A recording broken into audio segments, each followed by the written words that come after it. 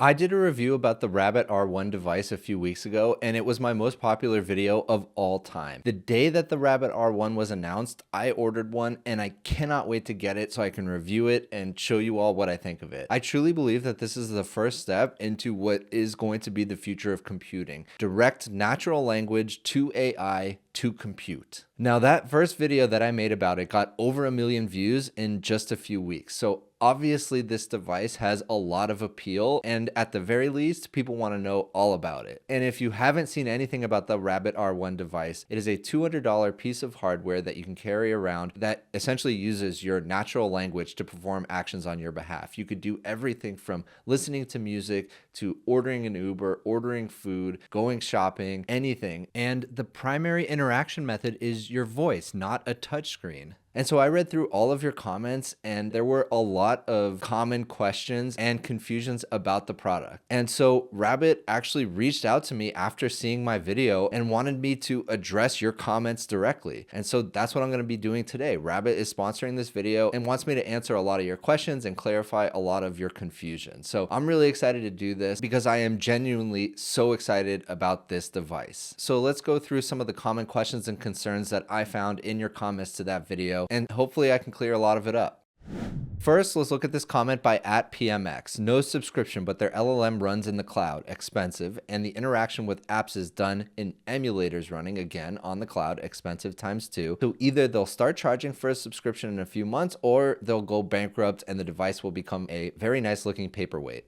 So very valid concern. People are so used to not only buying a hardware device, but also having to pay subscription fees. And I think a lot of you might be skeptical that not only is the Rabbit device only $200, which is very inexpensive for any modern tech device, but they're not charging any type of subscription fee. Now, I talked to Rabbit about this. They have no plans to charge any subscription fees, but of course they could change their mind in the future. But for now, there are no subscription charges. And I know it's weird to hear that, but it is true today. And a little bit later in the video, I'm going to talk about why running Rabbit OS and the large action model and everything they do in the cloud is actually a lot less expensive than you think, because the large action model is very, very efficient. And so there's no subscription planned. Once you get the device, you own the device and you can use it. Next, there seems to be a lot of confusion about what a large language model versus what a large action model actually is. I think a lot of people think that it's just a marketing term and it might just be a large language model with a few bells and whistles, but I want to clear up what it actually is. A large language model is based on the Transformers architecture. What it's really good at is predicting the next token in a series of tokens, basically the next word in a sentence. But that wouldn't have worked well with this application. What Rabbit does is it takes your natural language, converts it into what it thinks the action you want to accomplish is, and then actually performs the action on kind of a hidden operating system. So if you can imagine taking out your phone, clicking DoorDash, going to a restaurant listing, ordering food, and completing the order, it is doing that for you. So it is actually figuring out how to click through an interface. It's not connecting to an API. And I'm going to show a clip as to why they decided to do that in a second. And not only that, because it's not using the Transformers architecture, it is actually much more efficient and has a much lower cost to run, back to the point of not having a subscription fee. But let me show you this video clip of Jesse Liu on a podcast explaining the difference between a large language model and a large action model. We're not making any large language model. It's the large action model is neurosymbolic. It's not a large language model. Large language model, where we usually talk about, is GPT-4, and Bard and Grok and all that. Those are based on Transformer, and they require a ridiculous amount of GPU on the cloud to be able to train and get things right. I don't think any startup raised $30 million can just all of a sudden make their own large language model. So for the record, we're not doing that. We're working with all the best language models and small language models, and potentially if there's open source language models that's in the future, we would like to basically set up an internal evaluation to keep monitoring the performance from all these major vendors, and we can switch on the fly. That's how Rabbit OS works. But we are focusing on large action model, which we know for a fact that the language models, the Transformer, were designed to understand language better, but it performs really, really miserably, at least for now, on finishing the tasks. And we don't like the way to work with APIs, because API, one, you're betting everyone will give you API, which is not the case. It's easier for OpenAI to, or big companies to encourage everyone to build an API for them, but it's really hard for startup to convince, all of a sudden you have 2,000 vendors working on your API in your format. But even if you have all the API, oftentimes they don't 100% replicate the full feature of the application. That's why we were like, okay, hold on, let's take a step back. Let's think about a universal solution. Let's create an AI for a universal solution to whatever the application is an Android app, iOS app, Windows app. How can we build a universal solution, knowing that language model weren't designed to trigger actions? So we actually use Neurosymbolic to basically start working with data labeling companies. We started to collecting based on our own assessment. We actually assembled test groups to have real human interacting with different kinds of software, like Uber, like Spotify, like all the frequent apps. So we started this process about two and a half years ago. We started collecting real human interacting with all kinds of softwares. And we get all those things in video recording. And then we set up a Neurosymbolic algorithm, which become today's large action model, that to basically feeding all these clips into the large action model and ask our LAM to read the clips frame by frame. Probably the most common thing that I've seen both in the comments to the previous video I made as well as across the entire internet is, why couldn't this have just been an app on my phone versus a standalone device? And I'm going to answer this in a few ways. The first way I'm going to answer it is, I come from the world of startups. The fact that Rabbit is out there trying something completely new, trying to break the mold, trying to break the monopoly of Apple devices, Android devices, I applaud them. And they are truly showing us what I believe is the future of computing. And they did not think that they could accomplish that with just being an app on a phone. Now, when you take out your phone, the entire device is built around you using your finger to navigate through apps and within the app, find what you need to do. But Rabbit is very, very different. You are speaking natural language and you have an AI agent performing those actions on your behalf. And that would not have been possible if they'd built this as just an app. And then there's the concern of, okay, so now I have to carry around 2 devices. Well, a lot of people actually carry around multiple devices. So you have your phone,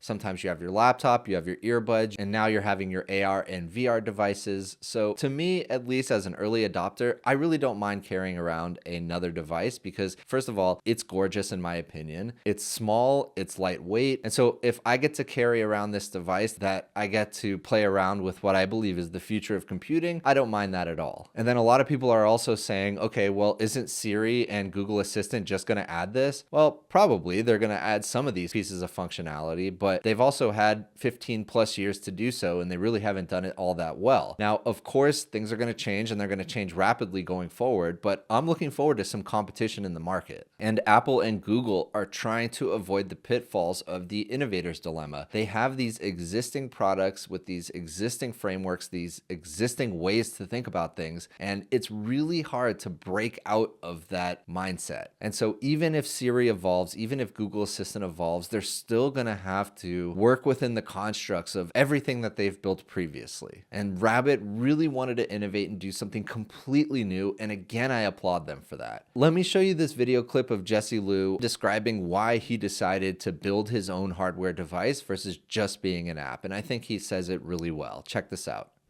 When do you feel yourself reaching for your iPhone? When do you feel yourself reaching for the Rabbit? When do you hit frustration points with either device? And how does that go into your thinking about, does this at some point replace me bringing my phone with me? Yeah. And I have to maybe think about the hardware capacity of this device, or maybe there's, this Rabbit, but there's 2 other versions. Yeah. And did you ever leave home without your iPhone and just take your Rabbit? Talk to me about that. Yeah. Yeah. So first of all, any single direct actions, I'm leaning towards Rabbit now. Why? Why? Because when I start trying to accomplish that task, it's a speed of thoughts, and I have that already, and I feel like it almost quicker and faster, more intuitive than find that analog button without even looking at it and just talk. And the AI is accurate and good enough. LAM is fast enough to get things done. So I'll give you some quick reference. I'm always on multiple screens. I'm always on a lot of things daily when I'm working and maybe talking to other guys. If I have something that I don't know, this is definitely faster. Forget about LAM, just search-wise. this is way faster. Then I have to set up a new tab or go to the Chrome and start typing. Because you have the action button. It's kind of like a CB radio. You press the Exactly. button and you say, define the word iconoclastic or define the word Donnybrook. You don't know the word Donnybrook. You say, define the word Donnybrook. I don't have to think, Command Tab, go to Google, define Donnybrook, etc. 6 or 7 steps. Yeah. Well, not even that. Some very advanced numbers, this gives you faster. Because I give you an actual case. I was having a meeting with one of our existing investors. They were asked about performance in comparison on sales and some numbers from other company. I genuinely don't know. I don't know what the revenue from a company last year. And if you think about, I search on Google, there's 200 tabs. Which one is accurate? Which one is correct? So that's why we set up the strategic partnership with Perplexity, just to enhance that part. So that's search alone. Another thing is music. I can tell you, you will love this just because it can play music. It's a second iteration of the classic iPod with the same level or even simpler level of control of this. I think just music play alone, that's definitely my number one in the past 8 months. Other than search, search is probably 70% of the music. Now, I also saw a lot of concerns about privacy and security, and I want to touch on both of those things. So first, let's talk about privacy. And in fact, privacy is so important to Rabbit that they actually have a page dedicated to it on their website. So let's take a look at what they say directly about privacy. So first, because it's hardware and it has a camera, they have explicitly given it a physical way to block the camera in the device, which is awesome. And if we keep reading, it says R1 does not have an always listening mode. So this is also really important. There's been a couple other AI hardware devices launched, and they are always in listening mode, always in watching mode, and that always turned me off immediately. This is much more opt-in than opt-out. If you want to interact with the Rabbit, you actually have to hold the button down, or you actually have to take a picture. It is not always listening. It is not always watching, which I like. It only hears you when you hold the physical push to talk button. Rabbit OS also features a gyroscope-enabled privacy mode where all modes of input and output are disabled when the R1 is facing down. And then there's the actual information that you're sharing with the R1 device. We ensure that whatever you have shared with the R1 stays with it. No one, including us, will be able to use personally identifiable information such as your name, phone number, email address, etc. for any purpose other than serving you. You can choose to have Rabbit OS remember or forget things with our Rabbit Hole web portal. So it has a separate web portal where you're going to do things like authentication and controlling your information. And we are committed to never selling or sharing your data with any third party under any circumstance without your formal explicit permission. So that is really, really important. Even if you don't trust what they're saying, you can log into their web portal and remove any information that you don't want them having. And not only that, it actually spins up an isolated environment just for you and your agent. When you interact with Rabbit OS, you will be assigned a dedicated and isolated environment on your cloud for your own LAM. When our rabbits perform tasks for you, they will use your own accounts that you will have securely granted us control over through our Rabbit Hole web portal. So let's say you're logging into DoorDash or Spotify or any other service. You log into the web portal very securely using SSL, giving them authentication permission just like you would any other third party. We do not store your passwords for these devices. Rabbits will ask for your permission and clarification during the execution of any tasks, especially those involving sensitive actions such as payments. So you're not accidentally going to order $500 worth of Snickers bars from DoorDash. Rabbits are a safe and respectful representation of a legitimate user. We do not create fake accounts or spam accounts or engage in any abnormal access patterns or traffic to the target app. The AI agents that they're using look and behave like humans. We do not attempt to reverse engineer any service or aim to replace existing API equivalents. We do not solve CAPTCHAs, and we do not seek to significantly alter the user base of the apps. So again, there should be no difference between the agent performing an action on your behalf and you performing it yourself. It is just saving you a ton of time by doing it for you.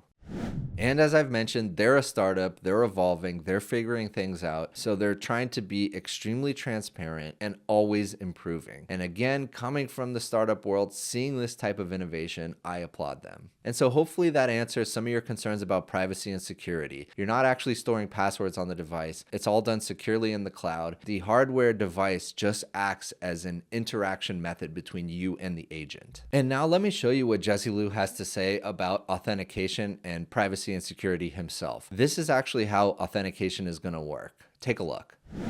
When I tell Rabbit, hey, order me sushi, family of 5, this amount of food, etc.